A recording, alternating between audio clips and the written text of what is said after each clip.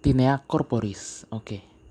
Di video-video sebelumnya kan gue tuh pernah bahas tentang penyakit kulit oleh karena jamur ya, atau dermatomikosis. Nah, dermatomikosis itu ya, nih gue ulang dikit. Jadi ada klasifikasinya, pertama ada superficial, intermedia, profunda. Nah, di superficial itu ada yang namanya dermatofitosis. Nah, dermatofitosis itulah klasifikasinya banyak. Menurut lokalisasinya ada Tinea capitis, ada Tinea favosa, Tinea barbae, dan sekarang yang akan gue bahas di sini adalah Tinea corporis. Jadi ya simpel aja, Tinea corporis itu adalah suatu penyakit jamur pada kulit yang berada di, sesuai namanya, corporis ya, corpus. Corpus itu artinya badan. Ya, badan itu ya semuanya sih badan ya. Kaki pun juga badan, telapak tangan pun badan. Cuman badan di sini dalam artian seperti batang tubuh gitu ya. Leher, terus regiotoraks, punggung gitu ya. Pada lengan dan tungkai pun juga bisa sih terdapat Tinea corporis gitu ya. Cuman utamanya di leher, dada, dan punggung. Nah, Tinea corporis ini kenapa sih orang bisa tertular dengan Tinea corporis? Jadi penularannya ini bisa melalui hewan ya, atau zoofilik, bisa juga antropofilik dari manusia ke manusia gitu ya. Dan juga bisa geofilik. Geofilik itu dari tanah ke manusia. Nah, etiologinya apa nih?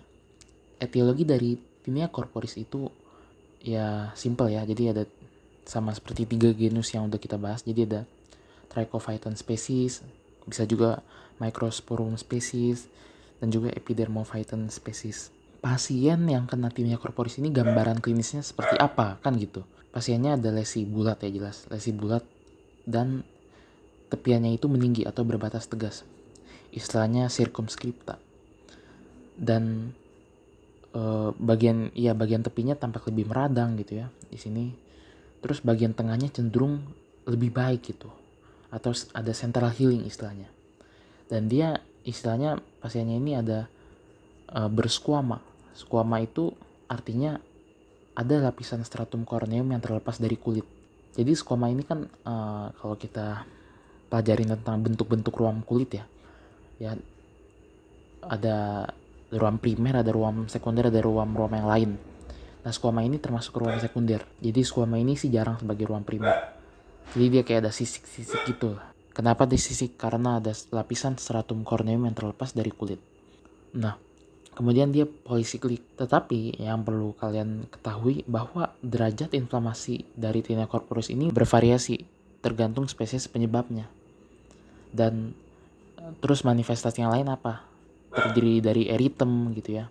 Jadi eritem itu merupakan ruam yang lain ya. Dia masuk ke dalam kelas ruam lain pada bentuk ruam-ruam kulit.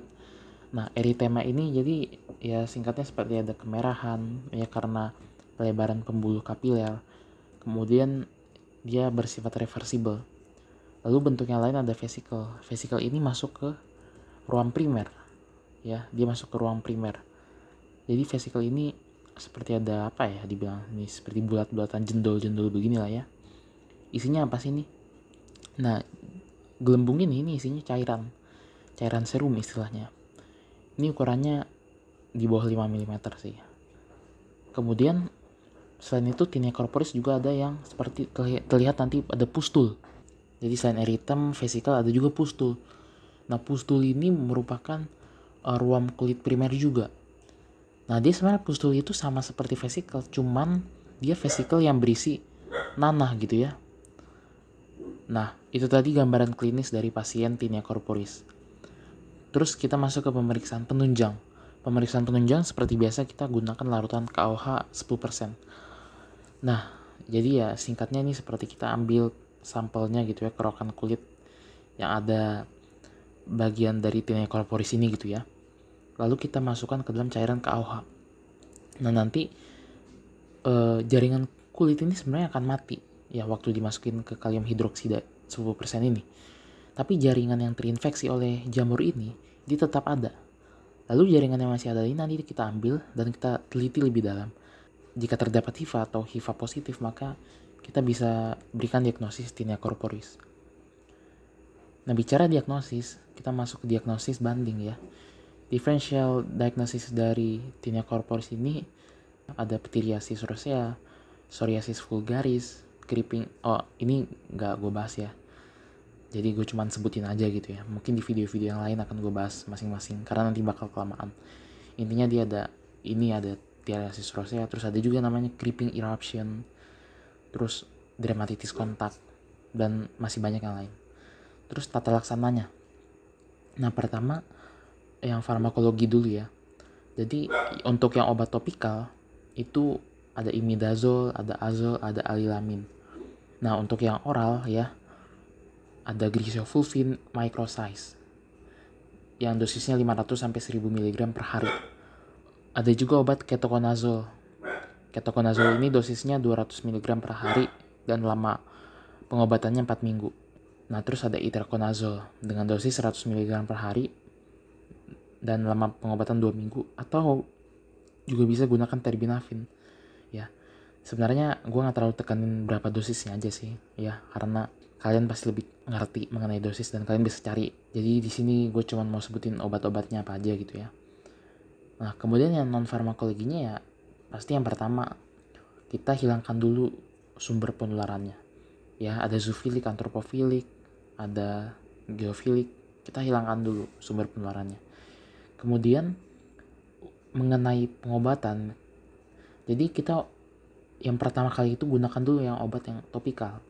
Lalu kalau misalkan lesinya itu semakin luas atau pengobatannya kita rasa gagal nih, baru kita berikan pengobatan yang oral gitu. Jadi topikal dulu baru oral. Nah, ini gambaran mengenai tinea corporis ya. Oke, jadi sebenarnya itu aja sih penjelasan mengenai tinea corporis ya. Jadi singkat aja. Jadi emang ini kayaknya bukan video untuk belajar tinea corporis ya. Ini cuman buat refreshing aja lah ya, cuman refreshing doang. Ya, yang dibahas pun juga sangat-sangat simple ya, very simple, oversimplified.